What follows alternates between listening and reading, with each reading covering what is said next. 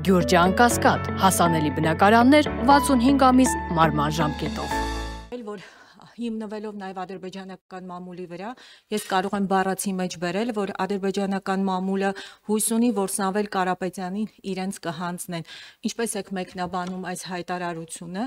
հնարավոր համարում եք, որ խաղաղության պայմանագրի ստորագրման հետ կապված սա լինի նաև նախապայմաններից մեկը, հաշվի առնելով նաև այն հանգամանքը, որ 2021 թվականին Ադրբեջանը հետախուզում է հայտարարել մի շարք հայերի նկատմամբ, այդ թվում Սամվել Կարապետյանի եւ նաեւ Ռուբեն Վարդանյանի, որ այս պահին դատվում է Բաքվում։ Շնորհակալություն։